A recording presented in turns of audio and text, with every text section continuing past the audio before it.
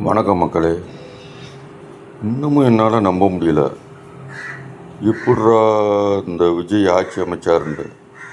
எனக்கு இன்னமும் நம்பிக்கை இல்லை. ஆனால் இன்னைக்கு பல சோசியல் மீடியாக்களில் வெளியில் பேசும்போதில் தெரிஞ்சுக்கிறது என்னன்னா, நாங்கள்லாம் ஓட்டு போடவே இல்லைன்றாங்க. அப்புறம் எப்படி இந்த ஆள் ஜெயிச்சாப்லேருந்து உண்மையிலே என்னால் நம்ப முடியல. இவி மிஷின் மேலே தான் சந்தேகப்பட வேண்டியிருக்கு, பாஜக மேலே சந்தேகப்பட வேண்டியிருக்கு.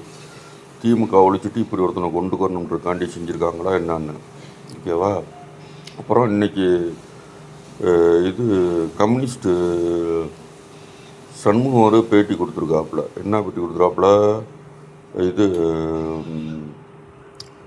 திமுக அதிமுக மக்களால் புறக்கணிக்கப்பட்டுட்டாங்க அப்படின்னு சொல்லி பேட்டி கொடுத்துட்டாப்புல. நீங்கள் போய் அங்கே போய் ஆதரவு கொடுத்துருக்கீங்க, சரி. நீங்கள் எந்த கூட்டணியில் இருந்தீங்க? மக்களால் புறக்கணிக்கப்பட்ட கூட்டணிலாம் இருந்தீங்க. இப்போ உங்களையும் மக்கள் புறக்கணிச்சிருக்காங்கன்னு தானே அர்த்தம். நீங்கள் அங்கே போய் ஆதரவு கொடுத்தோடனே இவங்க பூரா மக்களால் புறக்கணிப்பட்டிய கூட்டணியா? என்னத்த சண்முகம் சார், பேசுங்க.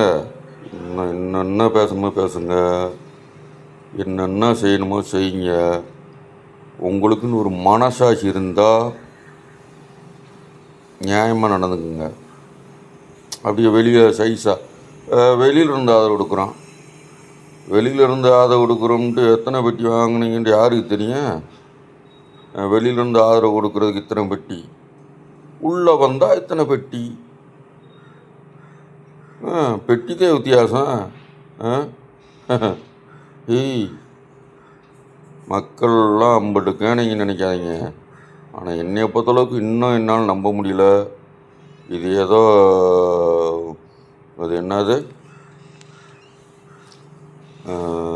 இவி மிஷின் சதி, பாஜக சதின்னு நான் நினைக்கிறேன்.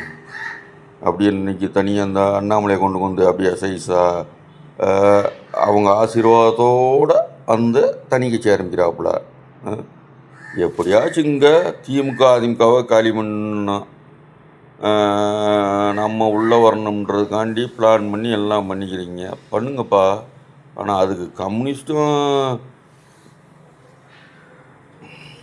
முடியலை, மக்கள் காடி போராடணும். ஆனால் உண்மையிலே கம்யூனிஸ்ட் ரொம்ப மதிக்கிறேன்.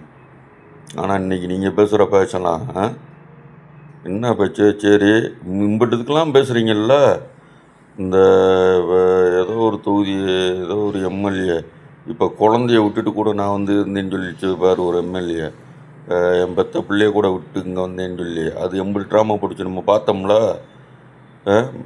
மேயர் பிரியா ரிப்பனை கட்டுறதுக்கு முன்னாடி இது துபக்குன்னு கட் பண்ணிட்டு ஓடுது, அதையும் பார்த்தோம்ல, எல்லாத்தையும் விஷுவலில். அது சொல்லுது ஒரு பேட்டியில், கரண்ட்டு கட்டு வந்து வேணும்னே அங்கே இருக்க ஊழியர்கள் வந்து திமுக ஆதரவாளர்கள் வந்து பண்ணுறாங்களாம். நீங்கள் ஆட்சியில் இருக்கீங்கடா, உங்கள் ஆட்சியில்